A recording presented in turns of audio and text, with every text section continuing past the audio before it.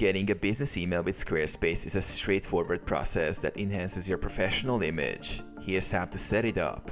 Choose a domain. First, ensure you have a custom domain through Squarespace. If you don't have one, you can purchase a domain from Squarespace or connect an existing one.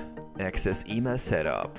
Log into your Squarespace account and select your website. In the left sidebar, click on Settings, then navigate to Email. Select an email provider. Squarespace partners with Google Workspace for email services.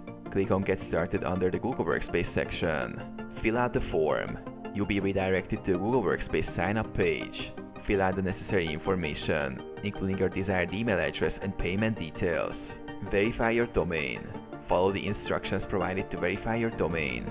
This typically involves adding a verification code in your domain settings. Access your email. Once setup is complete, you can access your new business email through Gmail. Log in with your new email address and password.